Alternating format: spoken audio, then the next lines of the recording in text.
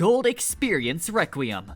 Giorno Giovanna's Gold Experience Requiem from JoJo's Bizarre Adventure is a completely broken Requiem form that woke up the exact second Giorno's stand got poked by the Golden Stand arrow. When it first spawns in with the arrow literally stuck to its forehead, it doesn't just give Giorno a slight stats boost.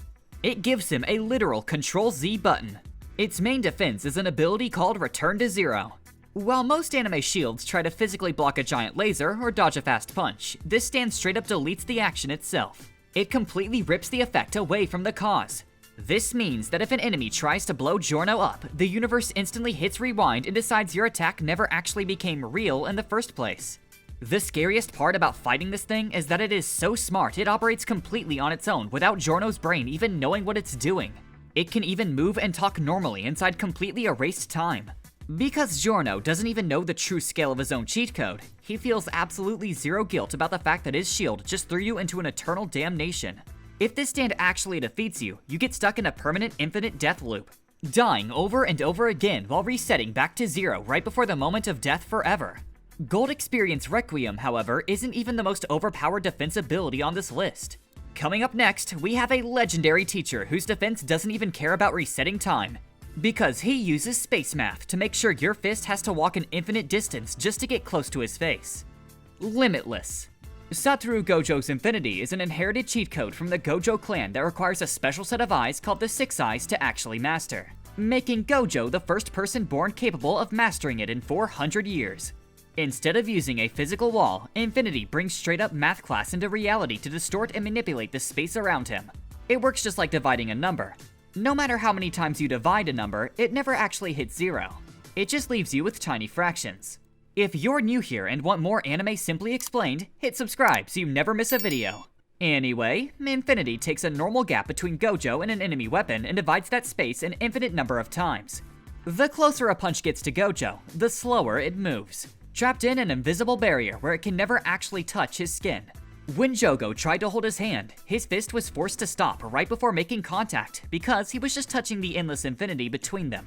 Now, you can technically glitch through this shield if you have infinite speed, specialized curse tools, or if you use domain expansion or domain amplification barrier like Sukuna did to physically punch him. In fact, Sukuna had to use Mahoraga as a blueprint to invent a world-cutting slash. This attack targets the very fabric of existence itself, which is the only reason he was able to bypass Infinity and slice Gojo in half. But unless you have a space-deleting sword, you are just punching math. Forcing your enemies to sit through a painful geometry lesson just to touch your shirt is a legendary flex. But Infinity still leaves the attack hanging right in front of your nose. And if someone invents a world-cutting slash, you get split in two. As we saw with Sukuna, if an enemy uses an OP attack ability that cuts through the very fabric of existence, a real-world space shield gets shattered. If a giant planet-busting bomb drops on your head, you don't just want it stuck in slow motion right next to your face. You want an overpowered defense ability that lets you phase through the explosion entirely without a single scratch. That brings us to Obito's Kamui. Obito Uchiha and his completely broken space-time eye power, Kamui. This legendary technique is unlocked using the Mangekyo Sharingan, and it completely changes how fights worked in the series. While other ninjas are out there wasting energy building giant walls, Obito spent entire story arcs letting the strongest characters punch thin air while he just aura farmed. The core power of Kamui is a literal teleportation ability that lets the user transfer absolutely anything into a secret pocket dimension. Once a target gets sucked into this void, they are completely trapped and have zero way to escape on their own. To make things weirder, this pair of eyes was actually split between two different people. Obito unlocked and used Kamui the exact second his eye evolved. Meanwhile, Kakashi actually awakened his eye at the exact same moment, but he didn't even realize he had it until years later. Because the eyes were split, each eye controls a totally different distance mode. The right eye is the short range mode. This is Obito's signature style. It gives him an automatic ghost mode, basically possessing intangibility or no physical form. The exact millisecond an enemy weapon, explosion, or punch overlaps with his body, that specific part of his flesh is instantly warped to the pocket dimension. To the outside world, it looks like he is a ghost and the attack just slides right through him. He can use this to phase through solid walls, hide inside the floor, and sneak up on people from below. Even better, it completely erases his chakra, making him untraceable. He can even extend this ghost mode to anyone or anything he is touching, as long as he keeps physical contact with them. The left eye is the long range mode. This is the version Kakashi uses. It doesn't require you to touch the enemy at all. It operates entirely on your line of sight. The user focuses on a target and creates a spatial barrier space to teleport the target to different places or dimensions. But what happens when you bring both eyes together? If you target the same object with both eyes, the vacuum suction works twice as fast. A dual eye user can even open 2 distortions at the exact same time and link entirely different dimensions together. Obito actually did this by using his long-range eye to sync up with a completely separate dimension, and then used his short-range eye to teleport himself and anyone he touches right through the portal. The only catch is that pulling off this multi-dimensional link takes a massive amount of chakra and puts so much physical strain on your eyes that they will literally start bleeding. Once you are inside Kamui's dimension, the user completely rules the space. Obito can teleport to virtually any location in the world by traveling through his pocket universe. If he traps an enemy inside, he can cast genjutsu on them to keep them completely paralyzed for a really long time. He can also eject anything stored inside his eye closet at any moment without needing to touch it. Obito loves to hoard a giant pile of massive weapons in his dimension and fire them out, giving opponents absolutely zero time to react. But even a god-tier space glitch has very specific rules and dangerous weaknesses that enemies can exploit. Because the technique comes from the exact same pair of eyes, 2 users, like Obito and Kakashi, can completely cancel out each other's moves, making the power totally useless if they try to use it directly against one another. The 5-minute timer. Obito can only keep his ghost mode active for about 5 consecutive minutes at a time. Once that timer runs out, he automatically hard solidifies. The ultimate weakness is that when Obito lets a punch phase through his head, his face is physically sitting inside the dimension. If an enemy manages to get trapped inside that exact dimension ahead of time, they can literally just beat up Obito's body parts in real time, dealing normal physical damage. Facing through a massive explosion like a ghost is an amazing way to survive a ninja war. But Kamui still has that annoying 5-minute cooldown rule, and you are totally vulnerable the second you turn solid. If you want true safety, you want an ability that lets you stop your own internal clock completely, making your body 100% immune to any physical damage, magic, or world-ending curses in the universe. By the end, we are going to look at a villain whose defense never turns off, because his body literally rejects the laws of time entirely. Meliodas' full counter. While other defensive moves focus on hiding or building heavy walls, Meliodas turns his defense into a game of tennis. The harder a villain tries to hype up their ultimate magic blast, the harder they end up knocking themselves out. To understand how this cheat code works, you have to look at the deep lore. This isn't actually Meliodas' original power. Because he couldn't use his true power, he had to learn full counter from his old master Chandler. A few other heavy hitters in the universe can use it too, like Esterosa and Tristan, but Meliodas made it famous. Whenever an enemy fires a magical attack or casts a spell directly at him, Meliodas can swing his sword and bounce it right back at their face with more than double its original power. It literally turns the opponent's own strength against them. If a boss monster shoots a giant nuclear death laser at Meliodas, full counter hijacks that energy, multiplies it, and sends a double strength planet-crushing blast right back to the sender. But just like any powerful ability, full counter has very strict rules and limitations that enemies can exploit if they are smart. First, Meliodas cannot use this skill to start a fight or launch his own attack. It is purely a reaction move. He has to stand there, wait for the enemy to strike first, and be fast enough to anticipate the incoming hit. Second, this shield is completely useless against regular physical strikes, sword slashes, or indirect environmental attacks. If a giant monster drops a heavy, non-magical boulder on his head, full counter does absolutely nothing. And third, Meliodas cannot bounce an attack back if the opponent hides the timing or nature of their move. If he can't read the attack coming, the defense glitches out and takes full damage. To get around these annoying limitations, Meliodas has evolved his defense into a few crazy sub-techniques. The Lost Vein Clone Multiplier. By using his sacred treasure weapon, Lost Vein, Meliodas can create physical clones of himself. Since each clone can use full counter completely on its own, he can multiply the scale of his defense to bounce back a giant's multi-targeted army attacks all at once. Counter Vanish. If he doesn't want to bounce the magic back, he can use a special hand sign by facing his palm at the attack and folding his thumb and pinky finger. Instead of reflecting the magic, this move completely deletes and disperses the incoming energy into thin air. Revenge Counter. This is Meliodas' high-stakes ultimate move. He intentionally turns off all of his magical defenses so he can take brutal, unblocked damage from the enemy. Once his body is beaten to a pulp and soaked in energy, he charges all that stored pain into his blade and unleashes a massive strike. It is insanely risky. When he used it against Hendrickson, Gother calculated that Meliodas had a pathetic 0.2% survival rate. Bouncing a giant magic nuke back at the villain with double the power is a spectacular flex. But full counter still requires you to see the attack coming and swing a physical sword. You need a shield that reads the enemy's literal mind and snaps their neck the exact split second they even think about hurting you. That brings us to the scariest little kid in shonen. Daemon's Reflection is a legendary Shinjutsu ability that he unlocked from being infused with the cells of a godlike being named Shibai. While Meliodas has to physically react and swing a sword, Daemon completely ruins the entire hype of ninja training because his defense operates entirely on autopilot. He doesn't need to be aware of an incoming attack, and he doesn't even have to activate the power consciously for it to work. Any attempt to hurt him violently reverses and slams right back into the person who started it. The absolute cheat code here is that this power doesn't just block a move after it gets thrown. It actively reads your mind.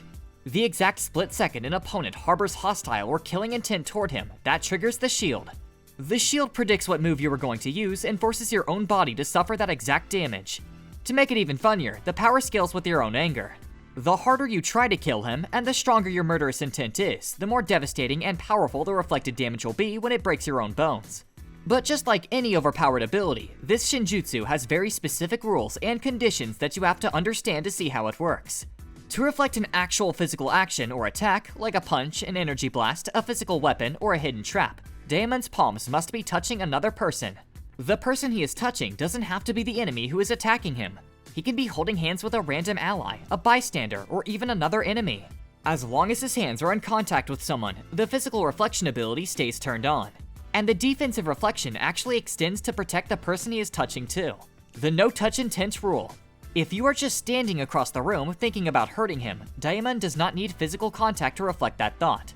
The moment an attacker harbors hostile or killing intent toward him, that intent instantly rebounds and knocks the attacker out cold without Daemon needing to touch a single soul. However, relying on specific triggers like touch or mind reading means a clever enemy can still try to find a loophole.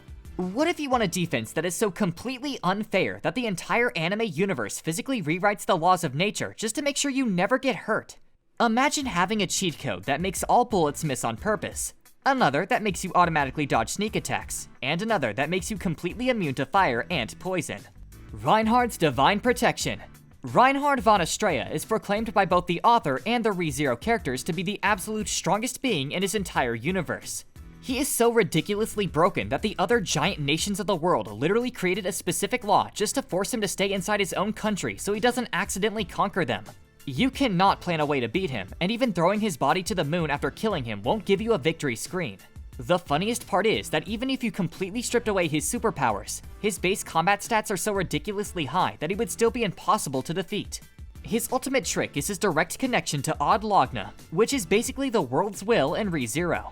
Whenever he is in a tight spot, Reinhard can literally just ask the world for whatever specific divine protection he needs. The world will permanently grant it, even going as far as coding brand new blessings that have never existed before just to keep him safe. He currently has an arsenal of at least 251 active protections, and that list never stops growing as long as he feels like adding more. Because we are explaining this guy in detail, grab your snacks because his list of defensive cheat abilities is absolutely wild. The Divine Protection of the Sword Saint. This instantly boosts his swordsmanship potential to maximum level. It allows him to see the exact trajectory of any incoming sword slash, axe swing, arrow, or flying knife in the form of glowing white lines. By simply following the path shown to him, he automatically parries every single attack and hits the enemy's exact weak spot. The Infinite Respawn.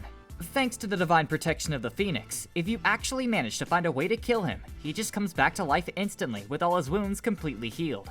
Every single time he revives, the world passes him another copy of this protection, meaning he can never actually run out of lives. To make it even more broken, he can choose the exact location where he respawns, allowing him to use his dying as a cheap fast travel teleportation glitch to go anywhere in the world. The Bulletproof Barrier. Thanks to his projectile repulsion and projectile invasion divine protections, any physical weapon or projectile thrown at him will automatically change its trajectory and curve right around his body as if he is wrapped in an invisible shield. To make it worse, Reinhard physically can't be ambushed by a sneak attack. The rules of this universe make it so he cannot be hit by the first strike or any follow-up attacks at the start of a fight unless he willingly allows it. Even if you throw a crazy supernatural power at him that he has never seen before in his life, his brain instinctively knows the exact path to avoid taking any damage. Reinhard also has elemental and status immunities. He automatically cuts all incoming elemental magic damage by 80%. He has specific abilities like water drainage to bounce 80% of water magic back, fire avoidance to slash fire damage by 80%, and wind absorption to eat 80% of wind spells. On top of that, he is completely immune to explosions, regular non-magical fire or water damage, curses, poisons, illnesses, and any hacks that try to control his mind. To prove he is the ultimate world's favorite, Reinhard has specific combat buffs that make him even stronger if he is standing under a blue sky, a rainy sky, a morning sky, a night sky, or even when he is bleeding. He also has highly specific lifestyle protections that let him cook perfectly, create flawless art, prevent lightning from ever striking him, clear thick fog out of his eyesight, revive dying plants around him, dress fashionably for any party, and instantly tell salt apart from sugar. Of course, having a protective world spirit to create 251 customized cheat codes for you is peak anime god mode. But Reinhard's protections still rely on the laws of the current world to keep him safe in the present moment. Coming up later, we have a character who doesn't just use cheat-level divine protections, but can straight up end your life with a literal delete key before your brain can even process a thought. But before we get to that ultimate lazy end boss, let's look at a villain who doesn't care about your present defenses because he can literally rewrite your whole life tomorrow. Yhwach Almighty. If you thought having 251 blessings was unfair, fighting the Quincy King Yhwach and his signature ability, the Almighty, is like playing a card game against a guy who looks at your deck, changes the score, and tells you that he already won yesterday. This power is the ultimate definition of being all-knowing and all-powerful. When he activates it, his irises physically triple, giving him up to 3 pupils in each eye. Yhwach calls them his all-seeing eyes, and they grant him 2 absolutely broken abilities: Omni-Precognition and Future Alteration. First, let's look at the Omni-Precognition side. Yhwach can look at every single possible future timeline all at once, visualizing them like countless grains of sand scattered by the wind. Because he can see everything from the current moment into the far future, he instantly knows about every single move you could possibly make before you even make it. But the real game-breaking defensive ability is his ability to change the future. Yhwach states that there is absolutely no room for understanding or countermeasures against his power. He can actively reach into the future, select any desired outcome he wants, and drag it into the present reality. He can outmaneuver any defense or shield you try to build to protect yourself. He can set up invisible traps exactly where he knows you will step before you even realize you are walking into them. Or straight up shatter your ultimate weapon in the future so that it is already broken when you try to swing it in the present. This future hacking power serves as his absolute ultimate defense. If you somehow manage to outsmart him and land a lethal hit, Yhwach can literally rewrite his own death by shifting to a timeline where he survived the attack. Any injuries or bad status effects he suffered before turning on the power are completely healed as if they never happened. Even if someone uses a special paintbrush to erase and alter his entire identity, the Almighty just shakes it off and fixes it. He can even manifest the leftover remnants of his Reiatsu a whopping 10 years into the future. To make things even more ridiculous, he has a passive trait that works like instant adaptability. Any power or special ability Yhwach witnesses in the future instantly adapts to him. Once he sees your move ahead of time, the power becomes completely useless and can no longer harm or defeat him in any way. Everything he sees is rendered totally powerless before his eyes. However, keeping a multi-timeline cheat code running 24/7 requires some very strict rules, creating a few openings that can actually bypass his defense. The Night Shift Power Swap. Yhwach doesn't actually own this power all by himself. He shares it with his other half, Ugram Hashvalt. Yhwach controls it during the day, but the exact second he falls asleep at night, the power automatically switches over to Hashvalt. The thing is, Hashvalt's version is significantly weaker. Hashvalt can only see the future grains of sand. He cannot alter or transform them like Yhwach can. Hashvalt actually thinks his own skill, the balance, is way better for fighting. Plus, if an enemy manages to kill Hashvalt during his night shift, the entire Almighty ability is permanently destroyed. On top of that, the Almighty completely glitches out when looking at the Soul King or any of his severed body parts, like Mimihagi. They are completely immune to his precognition and will never appear in any of his future visions, even if they are standing in the exact same room in the future. In fact, the Soul King's left arm was once used to completely seal away the Almighty. Though holding this power does allow Yhwach to see the Soul King's humiliation as a mindless lump of flesh to be worshipped. Because this entire ability relies completely on Yhwach's own physical perception, you can totally bypass it using mind tricks. A master of illusions like Aizen can use his complete hypnosis sword, Kyoka Soigetsu, to trick Yhwach's senses and trap his perception of time, completely fooling his all-seeing clairvoyance. While Yhwach can change the future, he is totally weak against people who can see the past. For example, after Yhwach used the future to shatter Tensa Zangetsu, a guy named Tsukishima used his Book of the End ability to rewrite the Sword's Past timeline instead, which allowed them to fix it. Another character named Uryu Ishida has a skill called the Antithesis that can swap events that already happened between two targets, which completely counters the future-focused shield. The Still Silver weakness is the ultimate canonical off button for Yhwach's defense. If Yhwach's blood comes into physical contact with Still Silver, a special silver formed in the hearts of the people he killed, the Almighty is instantly disabled, leaving him completely vulnerable to regular attacks. Long story short, Yhwach changes the future timeline to shatter your ultimate moves before you can even cast them in the present. But as we saw, dealing with infinite timelines means your defense can still get tripped up by mind tricks or past-altering timeline abilities. But what if you want a defense that is purely physical, and just builds an invisible armor around your skin that is so dense and heavy that planetary-level strikes hit it and instantly snap? Misumi Makoto and his ultimate armor, Materia Prima, also called Mana Matter. Makoto from Tsukimichi lived on Earth, but he was sent to another world where he was freed from all earthly restrictions. Because of his unique background, he got the absolute best traits of both worlds. A superhuman body built from surviving Earth's harsh conditions, and an absolutely massive, almost immeasurable pool of magical mana that never stops growing. This insane mana pool automatically makes him completely immune to all types of deadly poisons, curses, and magical hexes cast by his enemies. He is even near immortal and completely incapable of aging due to his endless magic supply and his connection to his immortal servants. To turn this infinite energy into a shield, Makoto read a special research journal given to him by a librarian named Eva. Human researchers had spent thousands of years trying to figure out the exact technique, and another person from Earth even thought up the theory but abandoned it because they couldn't run it. Only Makoto walked in and perfected the entire god-tier system in a single day. The technique creates a massive armor made out of a materialized condensed mana. This magic energy is packed so tightly that it can physically interfere with the real world, though it drains so much power that only a monster like Makoto can actually afford to keep it running. The cool part about this armor is that it passively functions exactly like a weird science fluid. If someone touches Makoto, the shield makes it so that he won't receive any damage. The exact millisecond he takes a heavy hit from a sword or giant punch, the armor instantly becomes capable of tanking massive boss-level strikes. If he wants to stop hiding his power and activate the armor visibly, his shield gains even more absurd resistance and mobility. Makoto can even mold this dense energy into a giant humanoid avatar puppet around his body. He can sit safely inside this giant energy mech suit and control it like a puppet without even moving his own arms, using it to fly, attack, and counterattack all at the exact same time. If an enemy somehow manages to crack this giant avatar, Makoto can instantly rebuild it back to normal using his infinite backup mana tank. And he can use his Kai ability to boost its toughness even more. But even a perfected 1000-year magic armor has very clear combat limits and specific rules you need to know. The speed cap. Materia Prima does not make Makoto any faster or more agile when it comes to moving around or throwing physical punches. Though he can activate it during close quarters combat, Makoto knows that he is not the best close quarters warrior or a master swordsman. He's actually just a super talented archer. Thanks to a god blessing from Tsukiyomi, Makoto can project a massive multifunctional magic field called Sakai. Any area trapped under this field gets completely controlled by his rules, allowing him to trigger automatic physical strengthening, radar perception, hyperspeed healing, barriers, magic hiding, and he can even intercept enemy mind messages. Now, building an uncrackable magic mech suit that hardens whenever you get punched is a brilliant way to survive a fantasy world.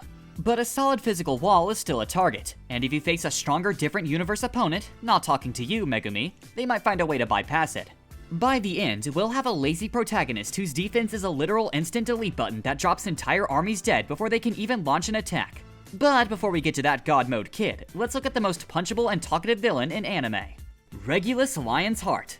Regulus Corneus, the Sin Archbishop of Greed, will stand there screaming for hours about his personal rights and throwing a massive toddler-style temper tantrum, all while high-level attacks bounce off his clothes like harmless soap bubbles.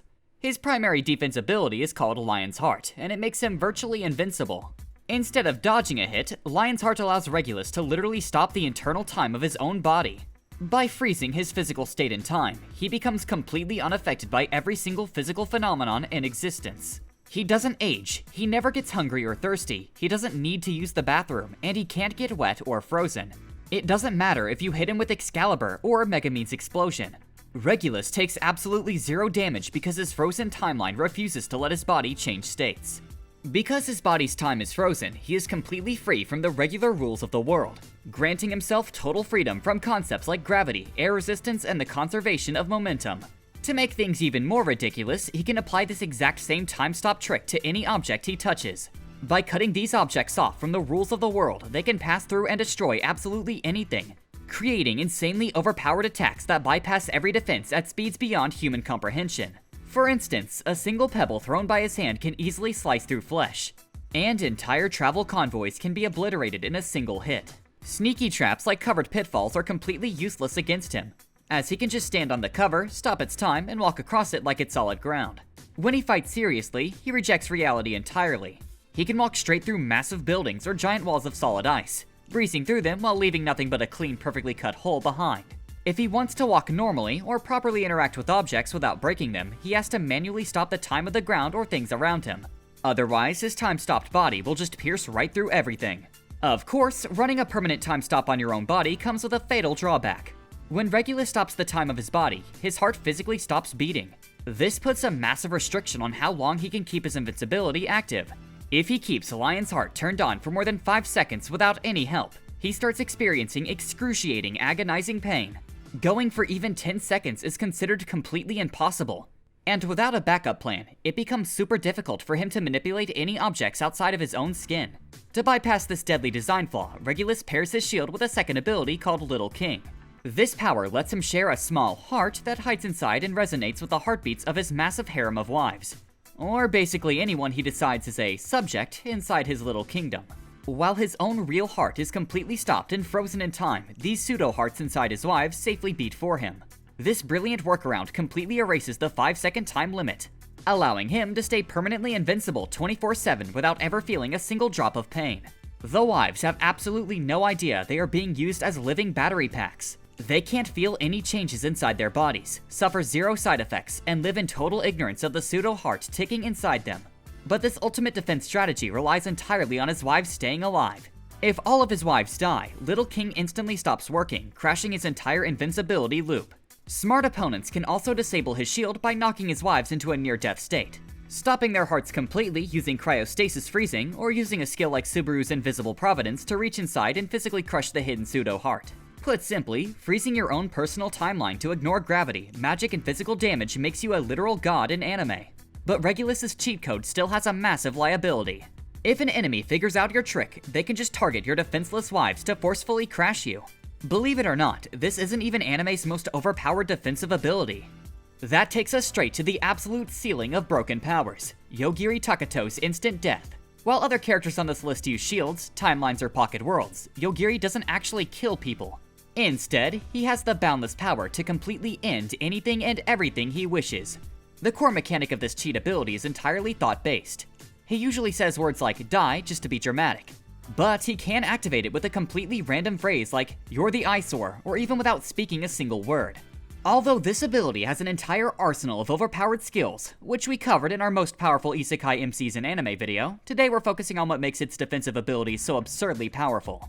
What happens after his power triggers depends entirely on Yogiri's own cognition of death. For example, if a solid door is blocking his path, his mind recognizes that the door's purpose is to block the room.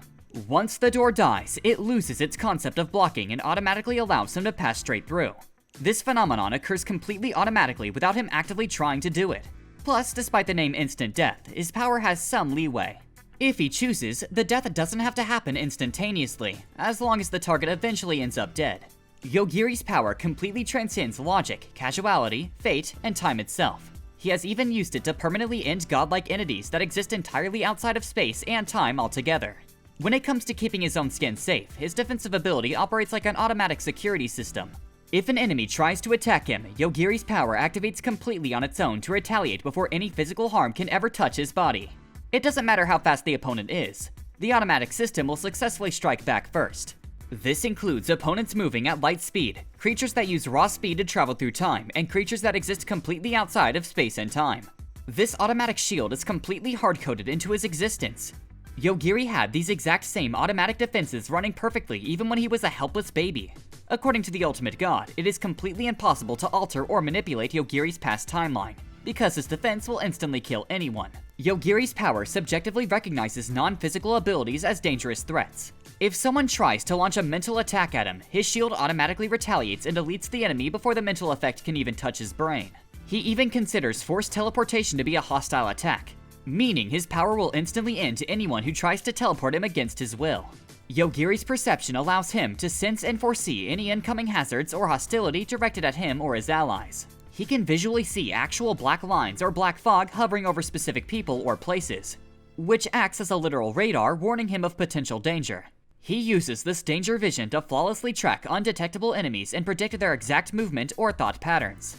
Basically, his ability flags any potential harm to his existence. This means if an enemy launches an unintentional attack, or if a random person triggers a hazard without even knowing that Yogiri exists, this ability still automatically deletes them on the spot if it poses a threat to his life. Additionally, his defense can actively detect power sources hidden away in entirely different dimensions and kill them right there. It can also perfectly track and eliminate opponents who possess special abilities that make them completely impossible to be perceived by any regular means. Over the course of his journey, Yogiri has faced countless god-tier entities who claimed that they are already dead, that they will absolutely never die, or that the entire concept of death does not apply to them. It doesn't matter what kind of conceptual immunity they try to flex. The moment they threaten him, they all end up dead in the exact same way. Deleting the literal existence of anything that poses a threat before it can even move is the absolute apex of anime power.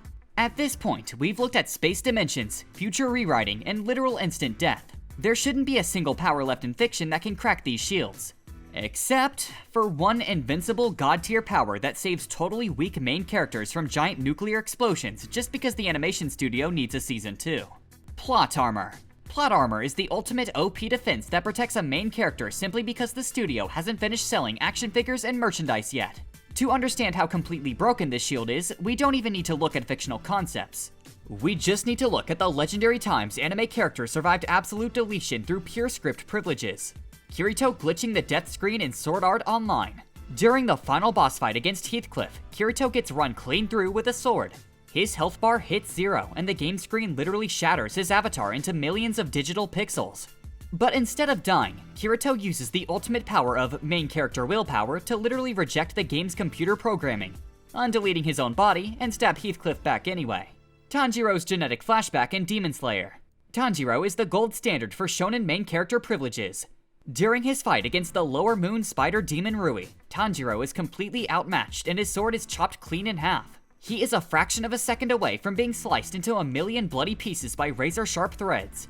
But right before the threads hit his body, the anime hits the brakes for a sudden flashback. Tanjiro remembers a random childhood memory of his frail dad telling him to control his breathing and become the fire god. Suddenly, through the power of ancestral memory, his broken water sword ignites into a blazing sun-breathing dragon, bypassing all physical limitations and lack of training. The anime hands him a legendary power-up right before the moment of death, Sukuna's legal loophole in Jujutsu Kaisen.